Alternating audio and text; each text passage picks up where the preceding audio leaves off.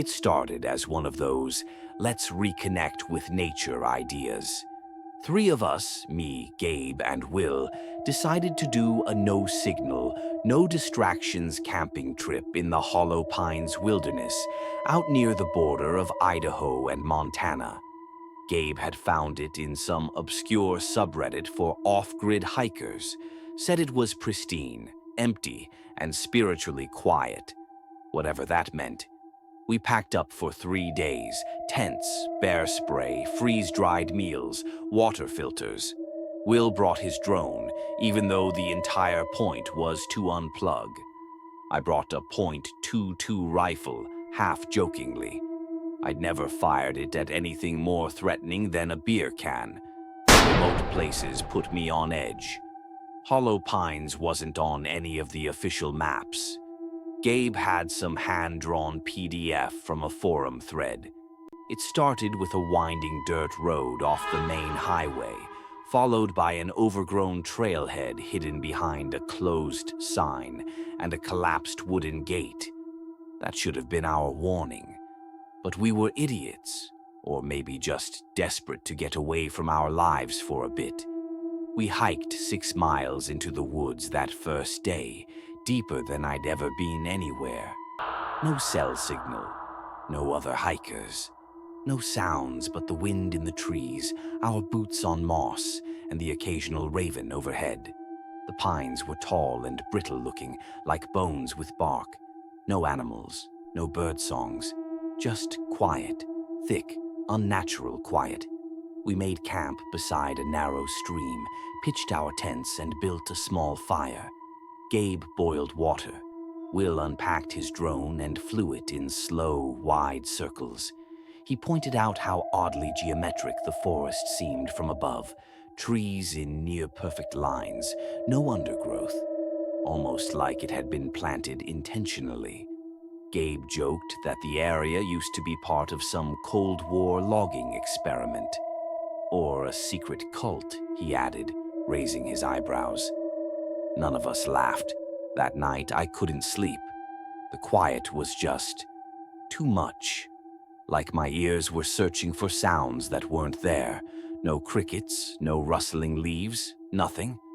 Just a deep, dead silence pressing in on the tent walls. I kept thinking I heard footsteps. Not close, never close, but distant, padded, software measured. Around 3 a.m., I sat up and unzipped the tent a few inches. The forest was pitch black, except for the glowing remains of our fire. But the fire was wrong. It wasn't dying. It was shifting, like someone was standing in front of it. Just a silhouette, thin, motionless. Not Gabe, not Will. I blinked, and it was gone. I didn't sleep the rest of the night. The next morning, Gabe had circles under his eyes, and Will looked pale. I asked if they'd heard or seen anything weird during the night. Gabe shrugged it off. Probably just your imagination.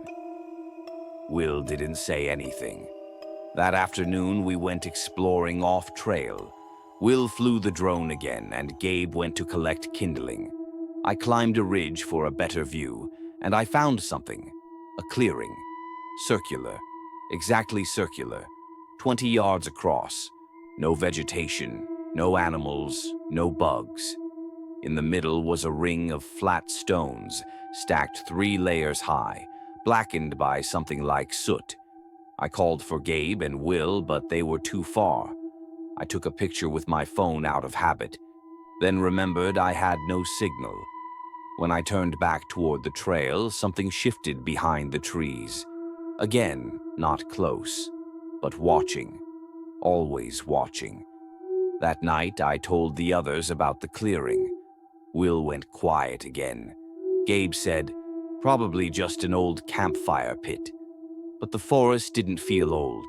It felt untouched, clean in the wrong way, sterile. Will started acting. Off. He'd stare out into the woods for minutes without blinking. He wouldn't eat unless we reminded him. He slept like he was dead, never stirred, never turned, mouth open, pale as snow. I asked Gabe about it while Will was away, refilling his canteen. "He's been weird since last night," I said. "He's probably just tired," Gabe said. Then he looked at me and lowered his voice. "You know, he flew the drone again. He said he saw something. A figure way out near the northern ridge. Looked like it was just standing there." "Human?" I asked. "He said it had the shape of a person, but it wasn't." "Right. Did he save the footage?" "No. Of course he didn't."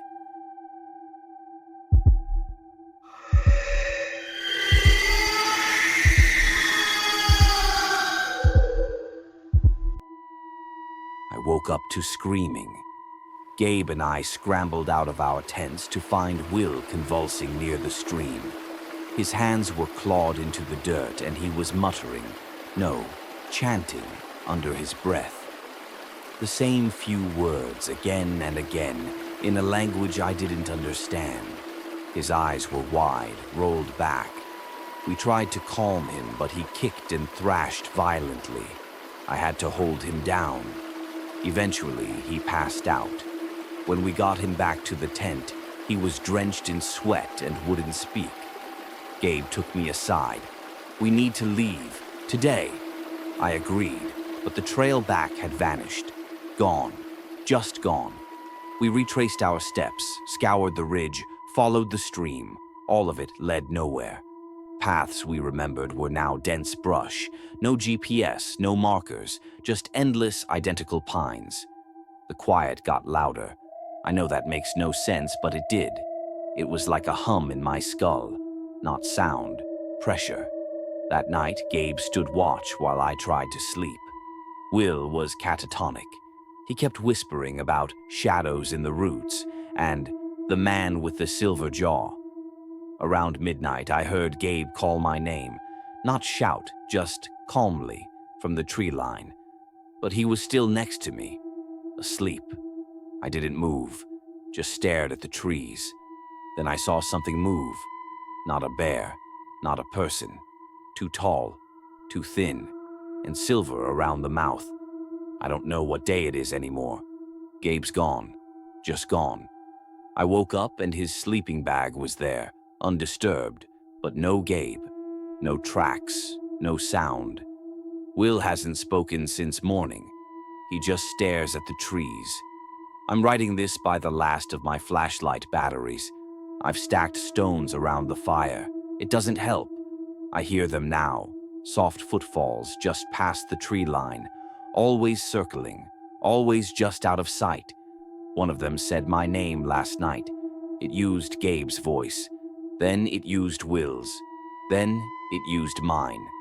I was found 6 days later, dehydrated and raving near the edge of the Hollow Pines fire road.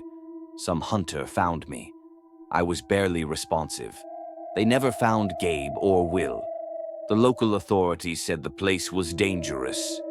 Lots of hikers go missing. No official trails, no patrols. They didn't believe anything I told them. I barely believe it myself. But I know this.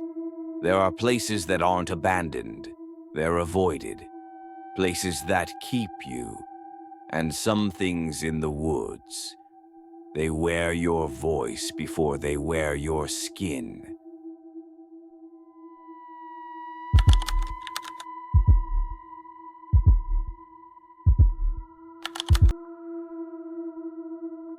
I hadn't seen Micah or Kev in nearly 6 years, not since life steamrolled all of us with careers, relationships, and all the petty obligations that chip away at friendships.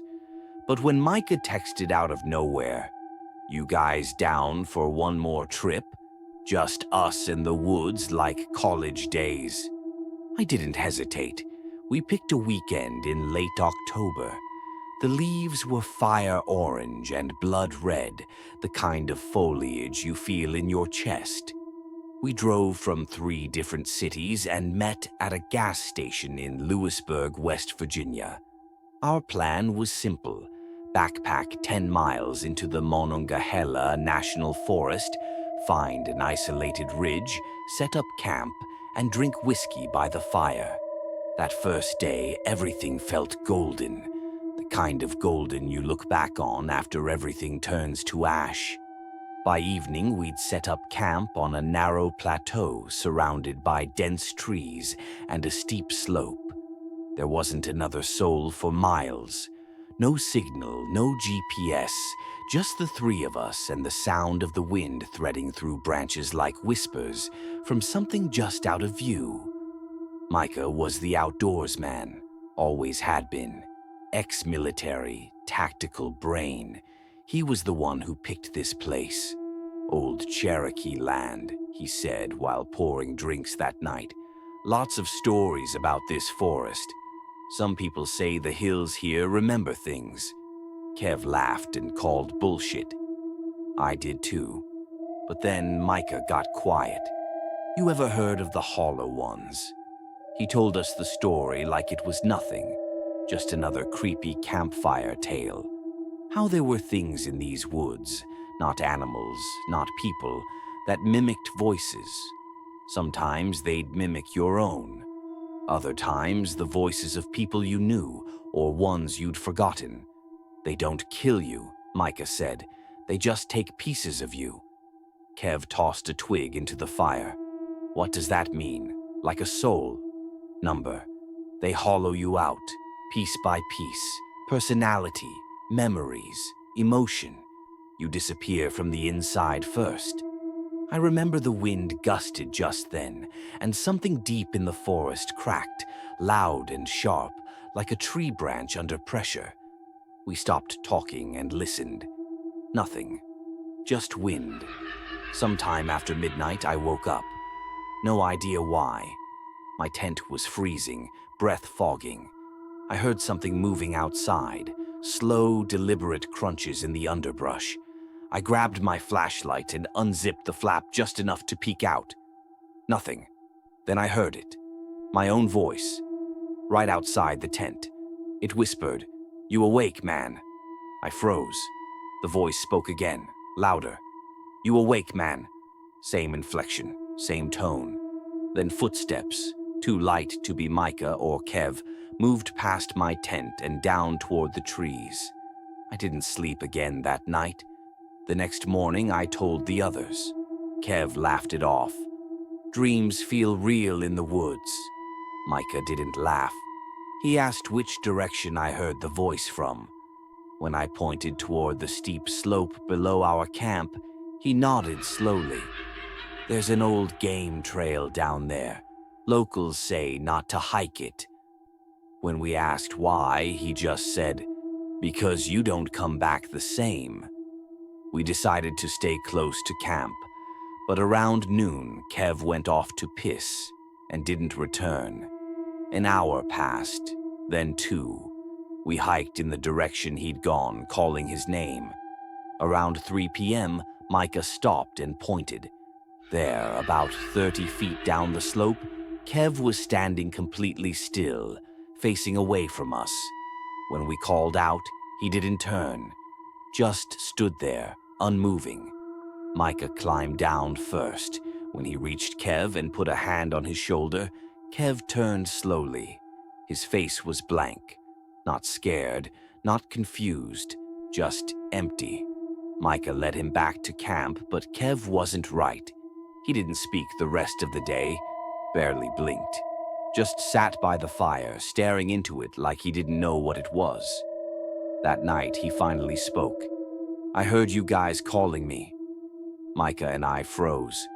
"I followed your voices. They were in the trees, laughing. Then, one of them sounded like my dad. His dad had died in 2012. Kev stopped eating, stopped responding. On the third night, I woke up to him crying outside the tent. I crawled out, and there he was, kneeling, facing the forest. He turned to me and said, 'Do you ever feel like something's wearing your face like a mask?' And then he was gone. Just gone.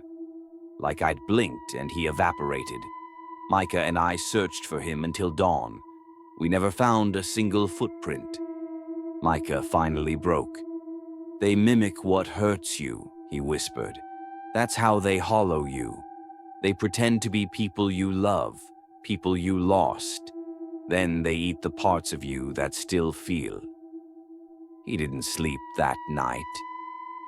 I don't think I did either. At some point, he walked into the trees with a hatchet and a headlamp. He didn't come back. By morning, I was alone. I should have run, but I stayed. Because when you're that far gone, when your friends are gone, your sanity is teetering, and the woods feel like they're watching. You don't run. You endure. I sat by the cold ashes of our fire until I heard it. Not voices, laughter. It was me, Kev, Micah, my mother, my ex, all blended together in a chorus of laughing mouths behind trees. Then I saw them, tall shapes with two long limbs. Their faces didn't move, but their mouths did. They weren't flesh. They were hollow, and they were filled with us. I ran. I don't remember how long. Just that I burst into sunlight and collapsed on a dirt road, miles from camp. A park ranger found me 2 days later. Starved, dehydrated, barely coherent. They never found the others. That was 7 months ago. I live alone now. I don't hike anymore. Sometimes when I'm falling asleep, I hear Micah's voice just outside the window, or Kev's laugh echoing from the closet. They're not gone. Not completely. They're in the hollow ones now. So am I.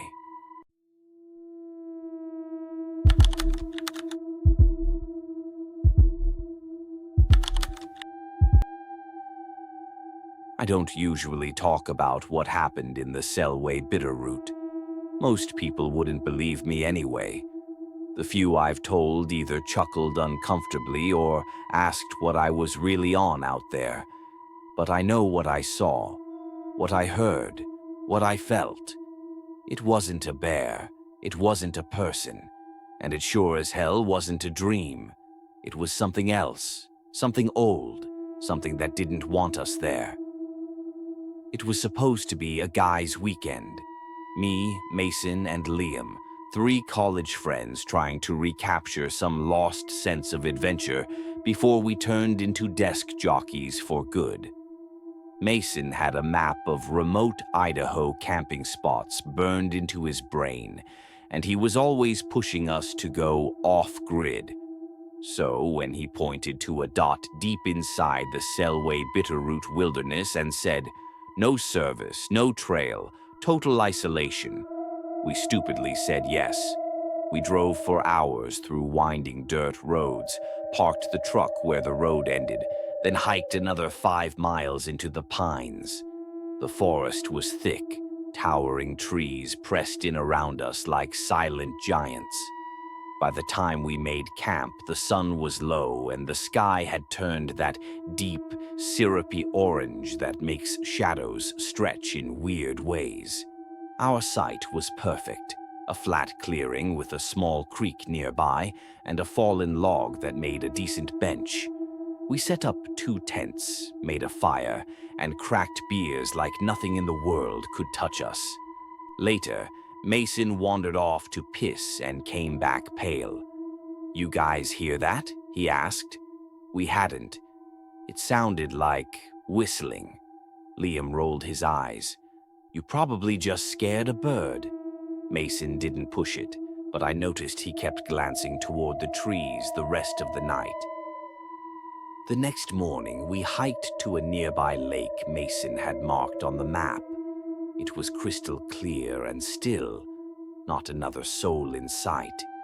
We fished, swam, took dumb pictures of ourselves holding trout like survival gods. For a moment, it felt like the world had shrunk down to just us and the wilderness. But on the way back to camp, we found something odd. Just off the path, carved into the bark of a dead tree, was a symbol. A perfect circle with 5 lines radiating outward like a child's drawing of the sun. But wrong, uneven, jagged, like someone had drawn it while shaking violently. Mason stepped closer. "That wasn't here yesterday," Liam snorted. "Probably some edgy hiker with a knife." But Mason frowned. "There's no boot prints, no path in. Who the hell would go bushwhacking just to carve this?" I didn't say anything, but I remember feeling a cold knot in my gut, like something had just looked me dead in the eye and decided to let me walk away. That night, we sat around the fire telling ghost stories. Liam's were mostly dumb and funny, haunted porta potties, demon grandmas. But when it was Mason's turn, he looked into the fire for a long time before speaking. "There's this tribe," he said, voice low. "Used to live out here before the settlers came. They believed in something called the Long Quiet. Said it lived deep in the pines where no sound ever touched it. It hated noise, hated fire. Said it only came out when you called too loud or stayed too long." We all laughed it off, especially Liam, who got drunk and tried to summon it by yelling into the woods like an idiot. But none of us laughed when we went to bed and heard something walking just outside our tents. Slow, deliberate, heavy point. I woke up to birdsong, but something felt off. The air was thicker, the sunlight too pale. I crawled out of my tent and found Mason already up, squatting by the fire pit with a stick in hand. "Something messed with the firewood," he said. "It was stacked, neatly, like a pyramid." I thought he was screwing with me, but he pointed to the dirt, a weird trail of long, narrow impressions. Not paw prints, not boots, just holes. Liam, of course, refused to believe it. "You probably did it in your sleep." We decided to break camp early and head back to the truck. But after an hour of hiking, we realized something terrifying. We were walking in circles. We passed the same fallen log, the same rock shaped like a witch's nose. 3 times. Mason swore he was using his compass and map. "It doesn't make sense," he muttered. "We should be heading west. I swear to God we're moving west." But every direction looked the same. Endless pine trunks, towering and indifferent. That night, we didn't make a fire. Mason said it would help us blend in. Liam thought it was bullshit, but went along with it. We sat in the dark, back to back, listening. That's when the whistling started. Software. So soft you almost thought you imagined it. One note held too long, coming from deep in the trees. Then another, closer. We didn't sleep that night.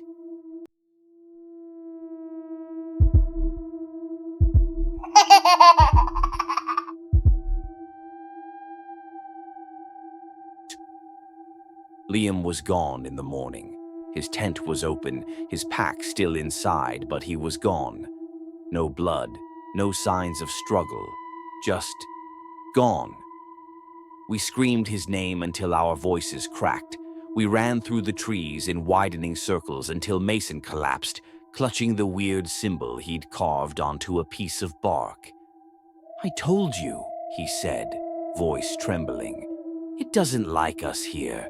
We need to be quiet. We need to act like we were never here." I wanted to argue, to scream at him, to do something. But I remembered the whistle, the footsteps, the pyramid of firewood. I shut my mouth and nodded. We packed only what we could carry and ditched the rest. We moved silently, following Mason's compass, stopping only to drink from the creek and piss in silence. Around dusk, Mason tripped. He didn't cry out, just hissed through his teeth, clutching his ankle. "I think it's broken." I hoisted him onto my back, my legs screaming with each step. We made it maybe a mile before I had to stop. I laid him against a tree, panting. That's when he saw it. "There," he whispered. "Behind you." I turned. Between the trees stood a shape, not moving, just watching. It was tall, thin. Its skin looked like bark, but smoother, almost like something wearing bark. Two long arms hung at its sides, the fingers too long, too straight. It didn't have eyes, just a face shaped in permanent grief. I blinked. It was gone. When I woke, Mason was gone too. No blood, no drag marks, just his broken compass on the ground and a trail of long holes in the dirt leading away. I didn't call his name. I didn't make a sound. I just started walking. No map, no direction, just moving. By afternoon, I reached a burned-out campsite, blackened stumps, charred bones of a tent, and scratched into the bark of every tree around me was that same symbol, over and over. I didn't stay long. At dusk, I found a road, not a highway, just a narrow stretch of gravel. But it was real. I collapsed to the shoulder, laughing through tears. A car passed a few hours later. They took me to a ranger station. I lied and said I'd gotten lost on a solo trip. The ranger looked at me and asked if I'd seen any strange symbols. I didn't answer. He didn't press. That was 6 years ago. I never saw Liam or Mason again. Their families held funerals, closed caskets, empty graves. Sometimes I dream about the forest, not the kind of dreams that fade when you wake, the kind that grow like roots wrapping around your spine. The whistle comes sometimes when I'm alone, when I walk too far from street lights, when I leave the window open at night. One note held too long, and when I hear it, I don't move, I don't breathe. I just pretend I was never there.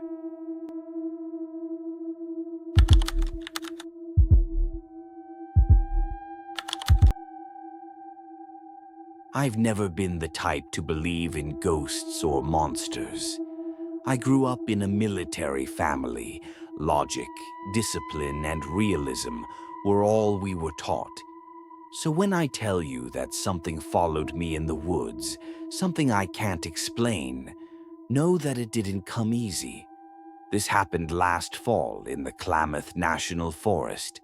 I needed a break from work, from people, from the nagging pressure in my chest that had been building since spring. I wanted to go somewhere quiet. No service, no notifications. Just me, my pack, and the sound of the wind threading through pine needles. I picked a remote stretch of trail about 10 miles from the nearest road. Not even a marked campsite, just a clearing by a creek I'd found on Google Earth. It was peaceful, untouched, the kind of place you go to get right with yourself. For the first day and a half, everything went as planned. Then I saw the eyes. I arrived at the trailhead around noon and hiked in with my gear strapped tight. The deeper I went, the more the woods swallowed sound. Birds vanished, insects too. Even the wind seemed to hush itself. I chalked it up to elevation or isolation, maybe both.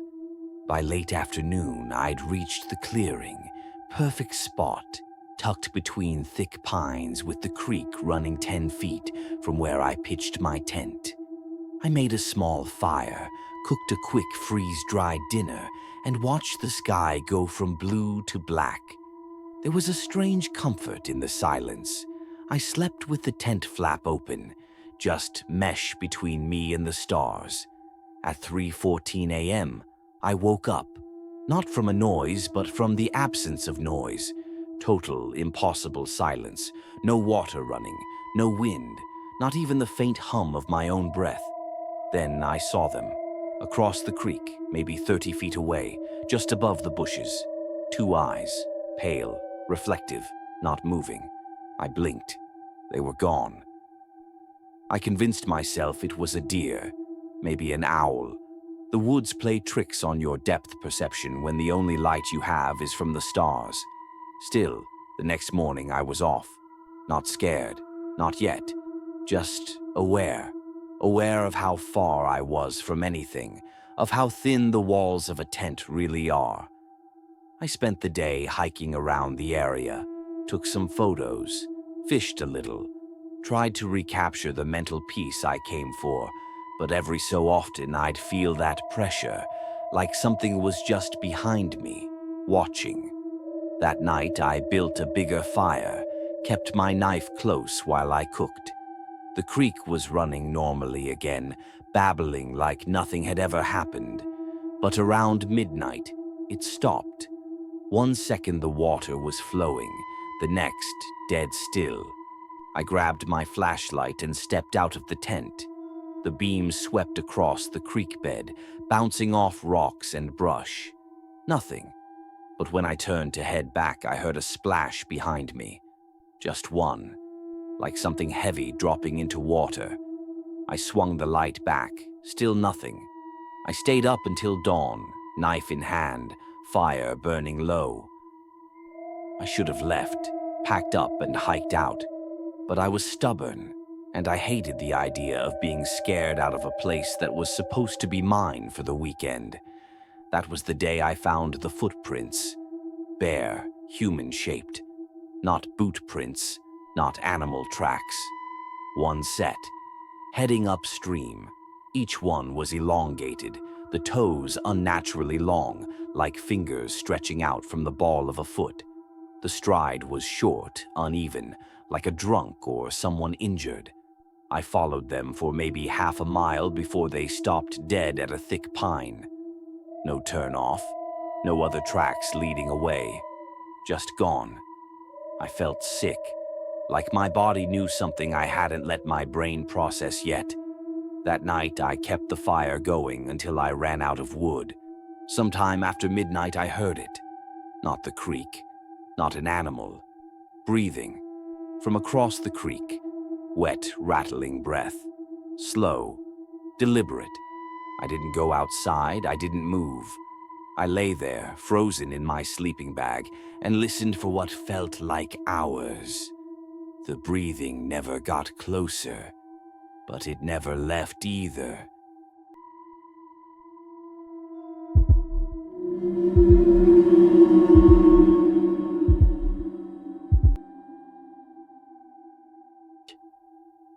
I woke to a shriek.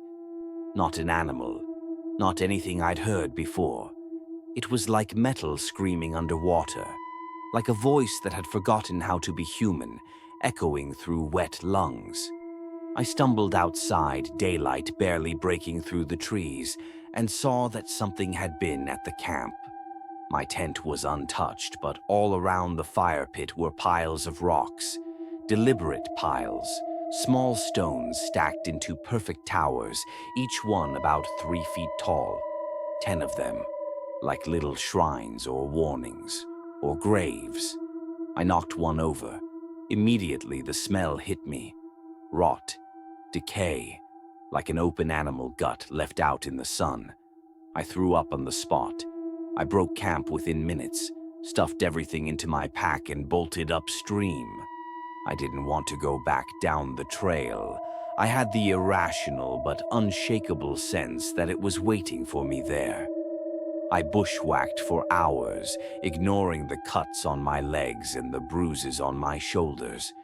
Just kept moving, until I hit the wall, a cliff, maybe 60 feet straight up, slick from moss and runoff.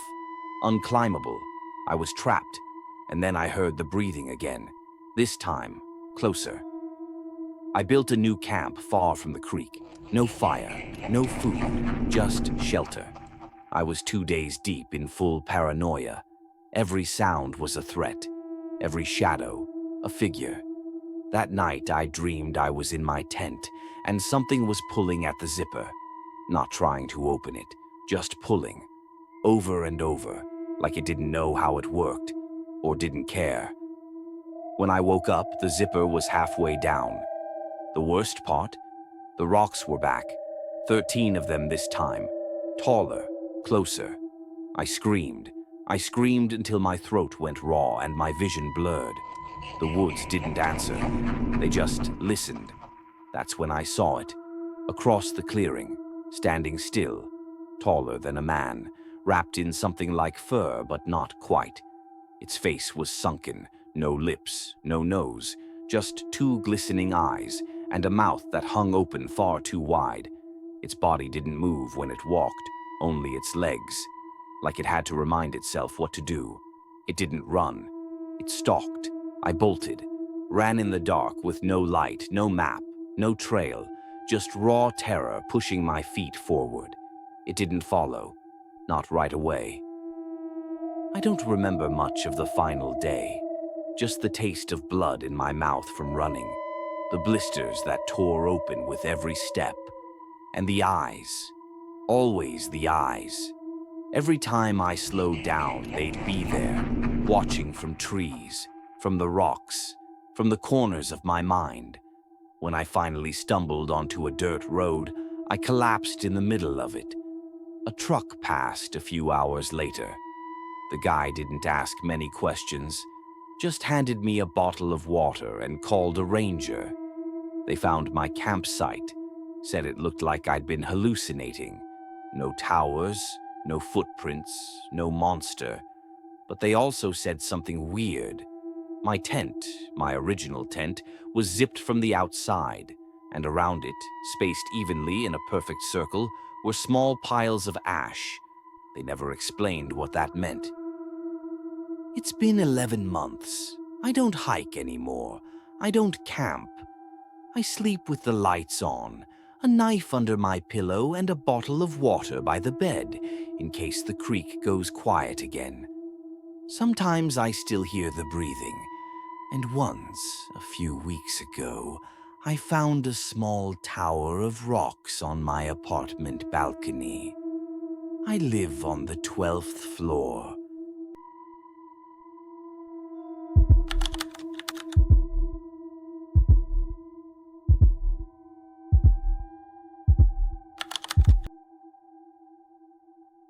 I hadn't planned to go out alone. Originally, it was supposed to be me, Nate, and Miguel, our annual guys' trip. But Nate broke his wrist the week before, and Miguel bailed last minute for some girl. I almost canceled, but something in me, pride maybe, refused. So I packed the gear and drove out to Kettle Ridge on my own. There's no cell reception out there, no rangers either. It's deep forest, untouched for miles in every direction, and the only campsite sits beside a small lake. Quiet, undisturbed, and, as I would come to learn, not as empty as it seemed. The first night passed in silence, just the wind and frogs, and the occasional owl hooting in the distance. I pitched my tent beneath a crescent moon, got a fire going, ate a half-burnt hot dog, and called it a night. Around 2 a.m., I woke up to a light, faint, flickering. Not fire, not a flashlight either. Something whiter, like an old oil lantern. It moved slowly along the tree line, then another joined it. Two lights, drifting like someone was carrying them through the woods. But no footsteps, no voices, just gliding, impossibly smooth. I rubbed my eyes. Sleep hallucination, I told myself, my brain still half in dream. They disappeared after a few minutes. I didn't sleep again that night. The next morning, I searched the woods where I'd seen them. Nothing. No tracks, no campers, not even broken brush. Just silence and that low, eerie hum you sometimes get in old-growth forest, like the trees are holding their breath. Later, I found an old ranger sign nailed to a tree near the trail. Do not look at the lanterns. Just like that. All caps, weather-worn but legible. No explanation. I took a picture of it. I don't know why, maybe to prove to myself it was real. By nightfall, a thick mist had settled over the lake. I kept the fire roaring and drank half a flask to calm my nerves. Every time I glanced into the woods, I half expected to see those lights again. And sure enough, I did. 3 of them this time, drifting closer. I grabbed my flashlight and pointed it in their direction, but it did nothing. The beam seemed to get swallowed by the fog, and then I made my mistake. I looked. I stared too long. At first, it was just lights, but then outlines began to form around them. Pale shapes, faces, but not human. They looked like wet porcelain, smooth and expressionless except for the eyes, black pits that shimmered like oil. Their heads cocked slightly like they were curious, studying me. My body locked up. I couldn't move, couldn't scream. I could only stare. And then, one blinked. That snapped me out of it. I stumbled backward into my tent, zipped it shut, and didn't move until morning. I should have left, should have packed up and bolted the second the sun came up. But my legs felt like jello. I convinced myself it was some weird forest light phenomenon. Swamp gas, maybe, or hikers with old gear. But there were no other cars at the trailhead, no other voices, no evidence that anyone or anything was out here with me. By afternoon, I noticed something new. The woods. They were wrong. Trees were in slightly different positions. I know that sounds crazy, but I swear the path I took to the lake on day 1 wasn't the same. Everything had shifted. Even the shadows felt too long for midday, like the sun was passing through something it shouldn't. That night, I stayed inside the tent. No fire, no noise, just silence and the constant growing fear in my chest. Around midnight, the lights returned. This time, there were 5. No mist, no warning, just 5 glowing lanterns slowly circling my tent. I heard them, not footsteps, whispers, dozens of them, coming from every direction, soft and indecipherable, like a crowd whispering your name in a dream. And then something dragged its fingers across the outside of the tent. Long, slow, deliberate. I held my breath. A single voice, clear as a bell, spoke right behind my head. "Come see." I didn't move. "Come, see." The zipper rattled. I thought I was going to die, but it never opened. Just stopped, and the lights vanished. I broke camp at dawn, threw everything in my pack and booked it. Didn't eat, didn't speak, just ran. I swear the forest didn't want to let me leave. Paths looped, landmarks changed. I was walking in circles, but eventually, somehow, I reached the trailhead. There was a single new sign nailed to the post beside my car, burned into the wood. "You looked." It's been 6 weeks. Since then, every night without fail, I see a light outside my window. Always just one, always flickering. Sometimes it's on the roof across the street. Sometimes it floats outside my second-floor window. It disappears when I blink, but it's always closer the next night. I think eventually it'll find a way in. And I think next time I might listen. I might come see.